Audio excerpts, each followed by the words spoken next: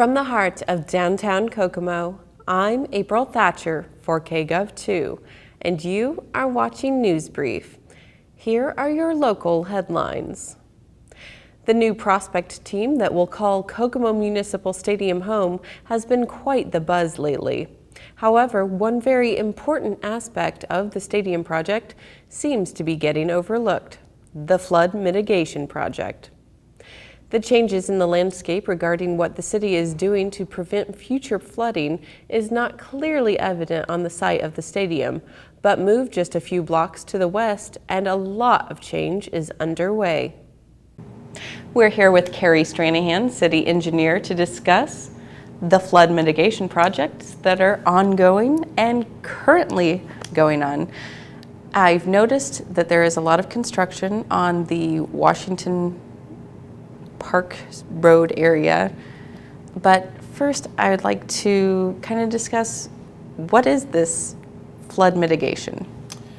Typically when we look at flood mitigation or flood relief, our goal is to reduce the peak flow or to reduce the peak level of the creek. You can do that in a number of ways. When it rains, the creek has a certain capacity based on the height of the water, and the higher the water, the more water that flows through the creek. Our goal is to get as much through the creek channel as we can at the lowest elevation that we can, thereby minimizing impacts to adjoining property owners as the flood level increases. We're doing that right now with a project at Park in Washington, which we are excavating the southern portion of the creek bank out onto property the city purchased a number of years ago. It increases the capacity. It also increases the storage capacity of the creek. The part of how the creek manages water is just by the water being in the creek channel versus being in somebody's front yard or in the street. And so having a greater volume of space available to hold floodwaters reduces the elevation of the creek as the floodwaters increase. So we're excavating out material on the northwest corner of Park in Washington. We'll also be working on a site west of Maine. It's a smaller site, but it's a site that will provide some additional storage and flow capacity behind the Fox's Trail.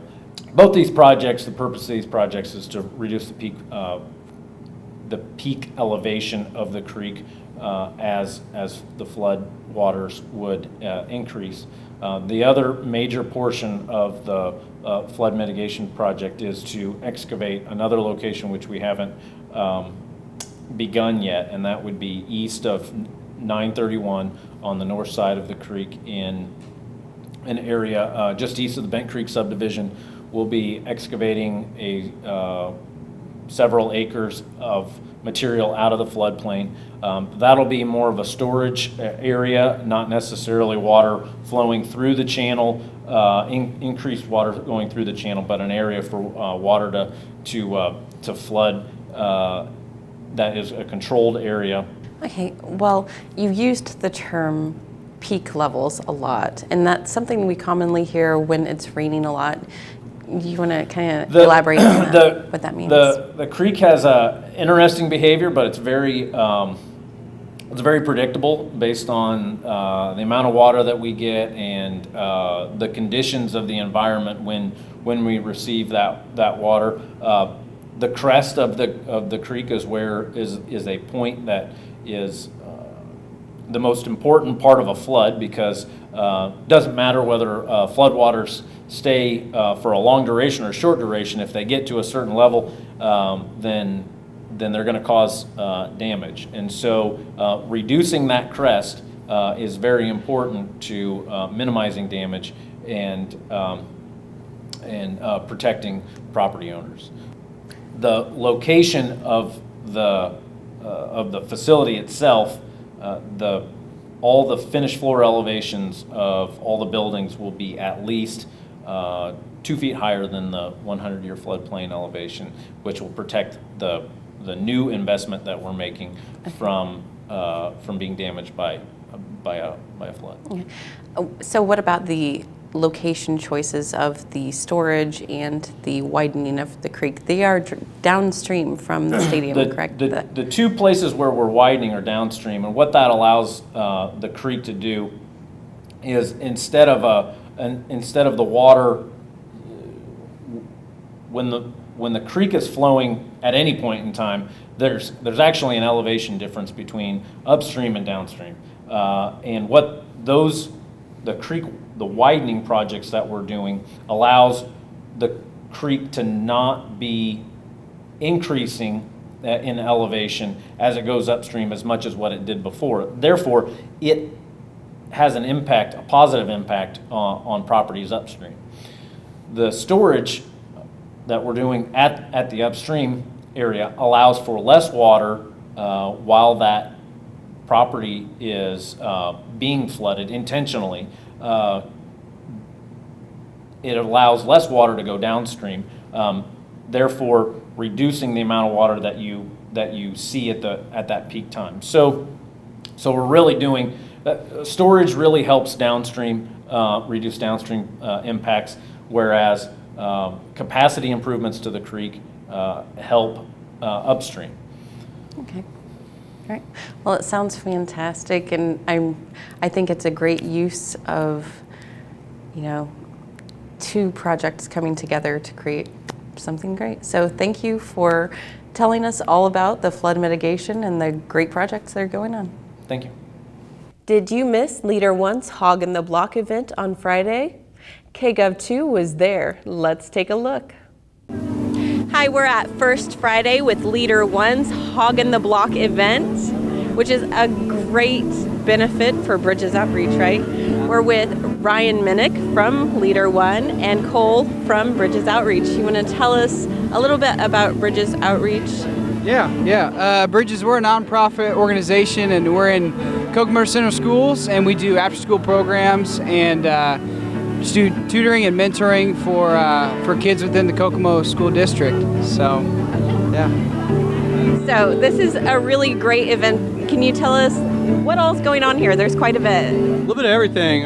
We've got really good food, compliments of Hog Heaven. We've got sandwich, chips, drink, a cookie. Basically $7, kind of hard to eat anywhere else for that. All the proceeds goes to help these guys at Bridges. Bouncy house for the kids. We've got live artists, live music from Rum Academy.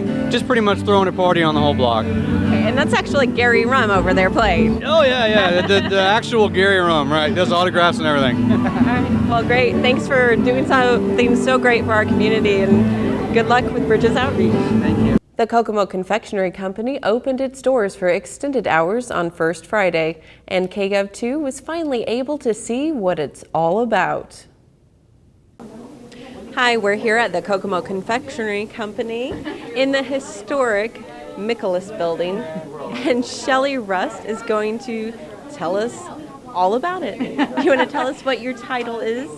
I'm the Advanced Culinary Arts and Baking and Pastry Instructor at Kokomo Career Center. Okay. So for Kokomo schools, we have kids from 9 different county schools that come to us, so it's a lot of fun. And this is our baking and pastry students that run the candy shop. Okay.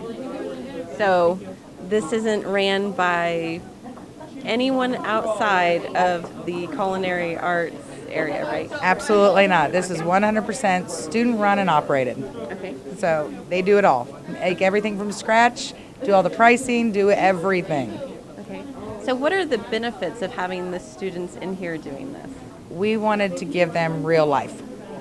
There's only so much real life you can give them when people come into school to eat. Everybody changes a little bit when they walk into school, so we wanted real life for them. We wanted to learn how to do inventory and ordering and pricing and making money and doing every last bit. So this was the best way we knew how, is give them a business. So we did. Okay. And we've got this beautiful case behind us. You want to tell us about some of the things that you guys offer? Oh my goodness. We always have specials that we bring in. The kids get creative and say, well, let's do this. But we always have cupcakes in. Our big hit tonight is our jumbo Snickers cupcake. I don't even know if there are any left because we have gone through hundreds of them tonight. We always have almond bars, lemon bars. We make homemade fudge. Chocolate and peanut butter are always, and homemade chocolate covered cherries always. And then every once in a while the kids want to do special fudges, so they'll surprise people with special fudges.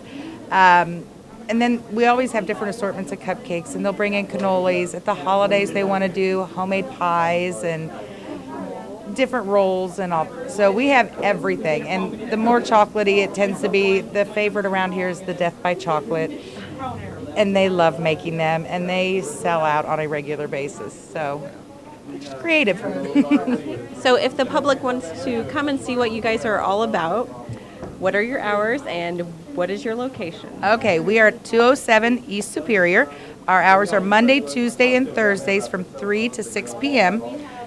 We follow Kokomo Center's school, so if Kokomo Center is not in session, we are not here. So for the holiday break and such, we won't be here, but we will be back shortly thereafter, and we will publish our dates out to the public. But 3 to 6, and we will be here almost all First Fridays. There's a few that we aren't in session for, but we will be here the others. All right. So come on down to the Kokomo Confectionery Company. Now for one of our most exciting segments, Now You Know.